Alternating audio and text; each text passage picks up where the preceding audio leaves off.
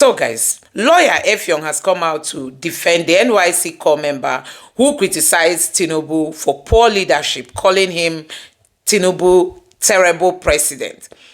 Barrister Effiong is saying there is nothing wrong with what she said. After all, that's the reality on ground. This is coming after Nigerians took on a spokesperson or an aide from Tinubu who came out saying this lady should be handed a capital punishment. And so many people thought he meant this lady should be sentenced to die. Now he has come out to say he was not talking about sentencing her to die. Rather, the capital punishment he was talking about is about the NYSC handing her some serious punishment, at least expulsion from the NYSC program. So, lawyer Effiong is here to talk about the legality of what this lady has said, because so many people are saying she's not supposed to say it. Being an NYSC member, you are under the government, you don't have to criticize the government, you don't have to say anything bad about the government. Even if the government is pressing on you, you should just be quiet and bear the pressing and all that. Anyway, let me allow you to take a look at what Barrister Effiong has got to tell Nigerians. Take a look. All right, you've been at the fore when it comes to several, certain issues when it comes to rights and all that. And the first question for me would be, let's look at the economic realities. Let's go there. And says there are many youth corps members who are saying, hey, we are not being paid well. Whatever is being paid is not working for us.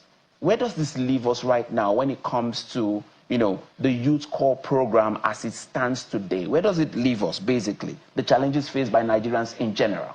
Let's begin from there. Thank you for having me.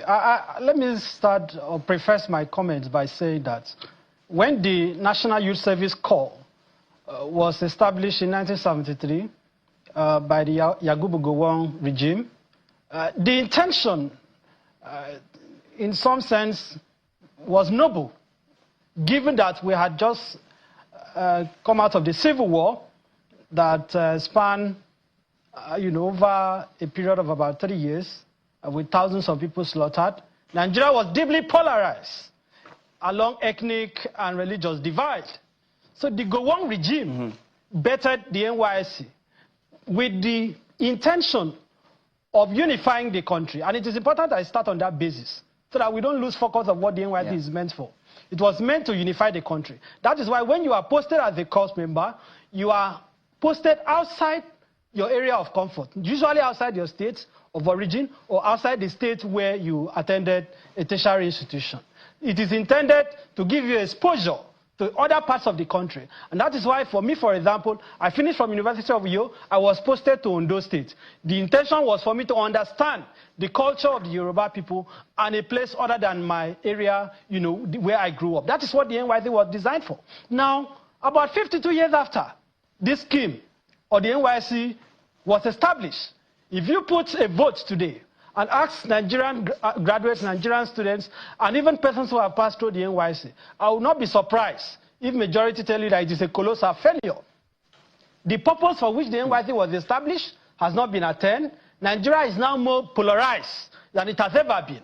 Polarization along ethnic lines has even become the bane of a political experiment. So can you really say that in terms of the objective that the NYSC has succeeded? I do not think so. Now, in terms of contributing to human capital development, right? You have states, for example, where there are no teachers in public schools, and these corps members are sent and posted to those schools to basically supplement the capacity of the teaching force in those schools. To that extent, the NYSC still serves some good. But to the extent that the welfare of corps members, those who have gone through this service, have been neglected, 52 years after, corps members are being arrested, like corps members who were taken from Akwa Ibom while going to somewhere in the north to serve. It took about a year before they could be rescued. Corps members are being killed in the course of service. No compensation to their families. So the scheme has basically derailed because the leadership of the country and the leadership of the NYSC has completely failed to attend to the demands of the corps members, from the issue of accommodation to issue of the general welfare, their transport, how they get to where their place of primary assignment, to even the security and safety of corps members. Remember in 2011, where Nigerian corps members were slaughtered in some states in the north. Till date, Nobody has spoken to justice for those corps members. So this is a scheme that has failed, and I hope the government will have the sincerity and the honesty to admit it and begin to see whether this scheme can be salvaged.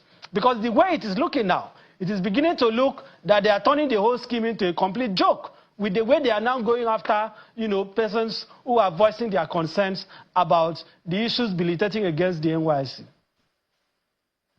All right, it's fine that you have taken us there because we have to go there. That's why we are here, voicing concerns. The present government can say that they have indeed increased the price for which, what the corps members are paid every month, that it was increased. And it's way bigger than what the minimum wage would have been as at the time.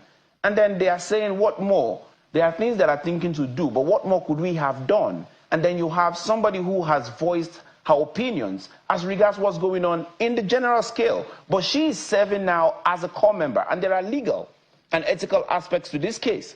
So the question then becomes, what part of the laws did she flout as a member of the National Youth Corps Service? What part has she flouted? And what part have the government, on the other hand, flouted? What really is going on here, and who really is at fault in this case as we speak? Knowing that you are a defendant of the person in question. So we must speak to the issues, basically. Well, let me speak to the issues. And the issues are not complicated, right? And part of the conversation that I have seen in a section of the social media is this insinuation that Rita Osher or Raye is an employee of the federal government. She's working for the government. Being an employee of the government, why will she criticize the government that she's working for? That is legally unfounded. Corps members are not civil servants. This patriotic citizen of Nigeria, Rita, who voiced a justifiable concerns about the impact that inflation has had on her, she is not in the employment of the Nigerian government. Even me that is talking to you. I want to ask you, if she, yes. Sorry, but she gets paid by the National Youth Service Corps. Are you saying in that same scheme that she's not still, working for the government? No, let me be clear to you, because I want to be heard clearly, and I challenge anyone to a debate on this. Nigerian corps members are not civil servants. They are not employees of the government. In fact, I have the NYSC Act here, the National Youth Service Corps Act. I challenge anyone to refer me to any provision of this act, this law, that establishes the NYSC, that suggests that corps members are civil servants. The closest that you will find under this act is where reference to employer is used in the NYSC Act. What the act refers to is PPA, that is place of primary assignment.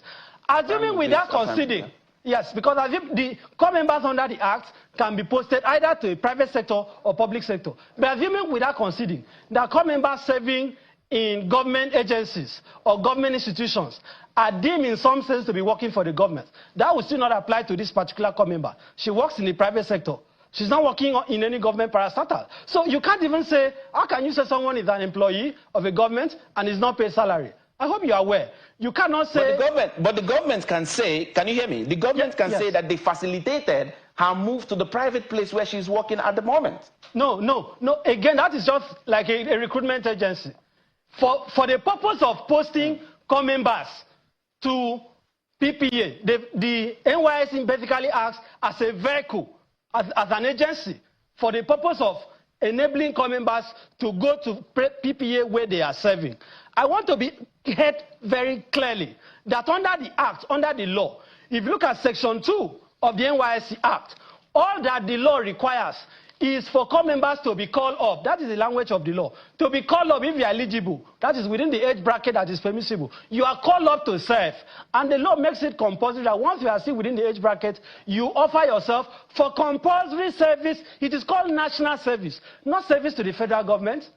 Because corps members are not just serving in government, that is those that are even serving in government agencies. They serve in state agencies, they serve in federal, local government, they serve in the private sector. They even serve in all manner of places. So you cannot say that a corps member is, how can you say someone is working for the federal government? Federal government is not paying you salary, federal government is not paying you pension, federal government is not giving you accommodation allowance. What does the Nigerian government do for corps members? Is it the 33,000 we are talking about? It is just someone saying, I want to serve Nigeria. It's been increased right now, yes? Well, it is audio increment. And that is also payment. So what do you call that payment made to the core members? It has not been increased. What do you call the payment made to the core members? The allowances of core members have not been increased. So what do you call the payment? What do you call the payments made to the core members? It is an allowance for inconvenience. That is simply what it is. You can't call it any other thing. Allowance for inconvenience. And it is not even sufficient. It is not sufficient. Because if you look at even the law, the benefit that core members are supposed to get, the government doesn't even keep to it. Basic accommodation, for example, under Section 18 of the Act, a core member is supposed to give in accommodation, right? A core member is supposed to be given welfare facilities, transport, and other facilities to enable them to go to work. Does the Nigerian government give that? The answer is no. And let me also mention to you, upon conclusion of your national service... general statement. What about, are there not people who are getting these allowances, if not all? Are there not people who are getting possibly those who are lucky to work in the private organization, private sector. I served in the Ondo State Ministry of Justice about 10 years ago. For the entire 1 year of my service, the Ondo State government did not give me one kobo, either as transport allowance or for anything. For the 1 year I served in Ondo State. So will you now come and tell me tomorrow that, oh, while I was serving, I, Effiong, did not have the right to criticize the policy of the government because of a paltry 19,800 allowance that could not cater for anything? Core members are not civil servants. And I'm saying that even under the law, when you complete your national service, what the Act says, Section 11, is certificate of service. Certificate of service, national service, not certificate of employment. No core member is issued letter of employment in Nigeria. Serving in the scheme is not even pensionable. Right? The head of civil service of the Federation has no business to play with the role of core members. I'm still here with Barrister Effiong, and we're discussing the NYSC saga, the economic hardship, and the struggles that leads sometimes to social media protests and cancel culture. Barrister, if you can hear me, one of the first questions people have asked is almost like she was rousing mob justice on social media when she made those statements. And then if you go by the bylaws of the NYSC, towards the third segment, there is a place that suggests that she's supposed to have a 30-day extra elongation of her process if she goes on to do what she has done on social media. What's your take on this? Well, I don't know whether you have the bylaw with you, because I have a copy of I do have the bylaw. I printed the bylaw completely. Oh, correct. So this will be an informed conversation. I have the National Youth Service Corps bylaw revised 2011 with me. I would like you to refer me to the part that she may have possibly breached. Look, I have read this bylaw over and over again. I cannot find any provision that anyone can say she's slightly violated. And if you show me any provision that she violated... What about the place where it says... What about the place that says any member who violates the progressive channels of communications as laid down and airs their grievance in news media shall be liable, for a penalty? What about that spot? Well, if you can refer me to the clause you are referring to, but because what you are reading, can you mention the clause you are referring to? Part of the confusion is that people are sharing the old version. This is the revised bylaw 2011. And this revised bylaw, what you have read is not what it is. The provision that relates to channel of communication is channel of communication relating to policies of the Corps, policies of the NYSC. Right? If you have grievances within the scheme, this core member, Rita, has not said anything relating to policies of the NYSC. In fact, when you read through the provision carefully, it is even relating to issues while in orientation camp. It is in relation to the orientation camp. Okay? So when you say channel of communication, about what? What is the business of the NYSC with the cost of egg in the market? Does NYSC regulate that? You cannot say that because you are serving in the NYSC, you no longer have an opinion about what is affecting you as a Nigerian. She has not gone into issues relating to policies of the NYSC. And she has not addressed the media. She has not spoken, has she spoken to the media? If she granted a press interview or spoke to the press, I would like to know if Channels TV was there. Because I have checked all the video shots in question. There is none where she spoke to the media. Okay? It is like saying... You don't calculate, you don't think that social media is media in that sense? 2 points. Number one, the language of the... And I said, look at the bylaw. the language of the bylaw is addressing the press on policies while in the orientation camp. Okay, she's no longer in orientation camp. That is one.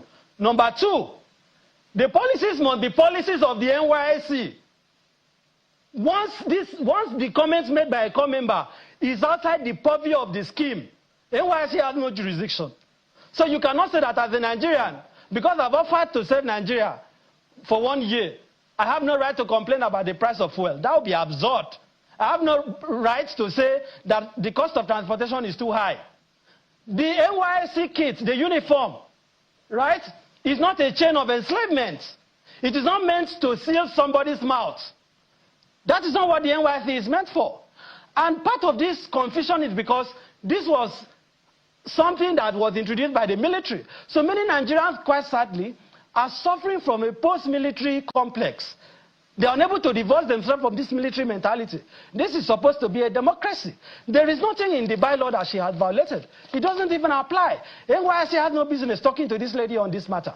And we are waiting for them to even come out and say, because at this moment, they've not clearly told us the section of the bylaw that she has violated. I have studied the bylaw carefully. I haven't seen anything that she has done wrong.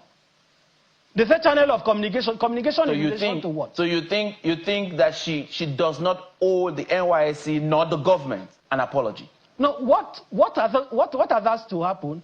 It is the NYSC that is owing her an apology. And it is the Nigerian government that is owing her a listening ear. The woman who called to threaten her, we will have to look at that, the legality of that, and the possible legal consequence for that. We cannot accept for Nigeria to be a banana republic. Right? Because even under the act, what is the worst that they can do? What is the worst that they can do? Assuming that a core member even violates the bylaw, maybe 1 month extension, but in this case she has not even violated anything, and you are calling to threaten her, the woman is not the spokesperson of President Tinubu. If somebody says Tinubu is a terrible president, is that not a statement of facts for which millions of Nigerians are in agreement? And they say, why did you say Lagos is smelling? Lagos is stinks and whatever. Why do we have Loma in Lagos? When you make such a statement, Barrister, when you make such a statement about the president, do you have evidence to substantiate all that you have said? Or can you make that claim in both statements with your right claims? Can you make it with your right claims? Or do we just say it because we just have to say it? No, saying that Tinubu is a terrible president is self-evident. Right? It's self-evidence. So self-evidence, do you use self-evidence in the courts? I mean this... do you use self-evidence in the courts? The evidence is before you. The evidence is before you. If the president is not terrible, Nigerians will be able to afford... Is the evidence I want to give you the evidence. Is the evidence before me admissible in court? Of course it is admissible. Because the judge who will preside over the case could not have possibly trekked to the court. He would have had to enter a vehicle and he knows how much he's buying fuel. That judge, possibly in his house, maybe he's depending on diesel or fuel, and he knows how much he's paying for it. Every Nigerian can attest. So you are saying that the judge will use that as his yardstick then? I'm telling you that in court. The question of whether this president is terrible or not is one that there shouldn't be a debate. And anyone that is seeking to debate it is just engaging in intellectual duplicity with profound respect. Because I can sit here and chronicle facts that is conclusive about. In fact, she was very kind in her language. If I was the one, I could have used more Arabic language. How can you say? And this is the president, by the way, who was promising us heaven and earth. Today, Nigerians cannot feed. Look at the cost of data that has been increased. You can't even have access to internet. The cost, the electricity tariff has been increased. Our naira, our exchange rate is nothing to write home about.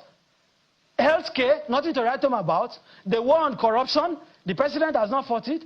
Austerity, Nigeria is going through a very difficult phase, but you are spending billions, and they keep saying, oh, be patriotic, love Nigeria.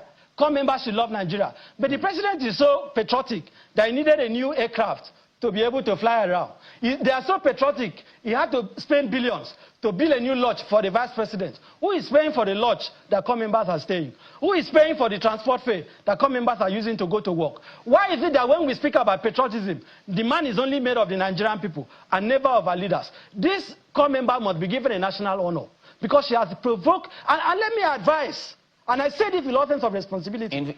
Those who are trying to threaten us should be careful. Seconds. In 30 seconds, because we are closing. I'm advising the NYSC and the Nigerian government to be careful. Because if you push this case, other core members will now say, no, this is not just about her. And nobody can preempt how that will end. We have to listen. We have to listen to what the nation is saying. The nation is speaking. It is whether Tinubu will listen or not. And whether Tinubu is a terrible president or not, of course they agree that he's a terrible president. If you doubt me, go to the villa and conduct a census. Majority of the workers there will tell you that Tinubu is a terrible president. Tinubu himself knows that he has failed on his promises. All right. Thank you very much. You cannot punish someone. You cannot punish someone for speaking the truth. So guys, you have seen it for yourself. So what we are trying to say here is that Nigerians are not allowed to speak. We know that before now, the IG of police said, if you say anything against the government officials, they will come for you. And they actually orchestrated it by going to pick up some people who came out criticizing the Tinubu's government. But I think this time is very overwhelming on them. You know, they can't handle it because the 30 days rant challenge is across the world. Nigerians in the UK, in Canada, in the United Kingdoms, in the in the US, everywhere Nigerians are talking. Nigerians from Europe, everywhere. Nigerians are all over the places. So people are making video. Even up to today, people are still talking about the rottenness of the Tinubu's government, and still Tinubu has not achieved anything. He's talking about second term. That is even what has got so many people talking, that this is a government that have not been able to provide anything for its citizens after coming into power, telling us that it's his turn.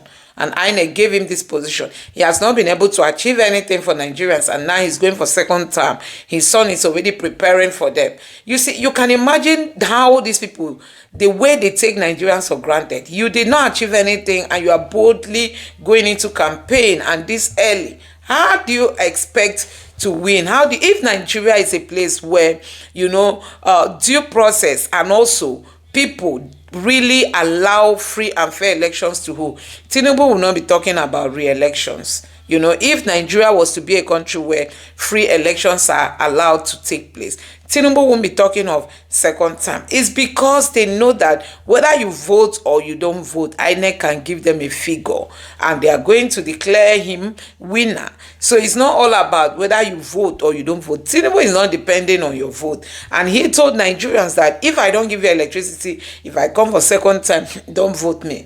Now, he's not even thinking that he has not even started talking about that electricity and he's wanting to come for second term. If he knew that vote counts, will he be going for another tenure when he has not even achieved anything significant in his first tenure? So that's to tell you how bad these politicians are. It's all about their interests and nothing but their interests. But I tell you, this time Nigerians are wiser than before, and that is why they are calling him, you dare not come out for second term. Because Nigerians, even the Yorubas, they are feeling the heat and everybody is lamenting. So guys, let me know what you think about this in the comment section below. Please don't forget to subscribe to the channel, turn on the notification bell. Please give this video a like so that YouTube can recommend it to others, and drop your thoughts in the comment section below. Thank you.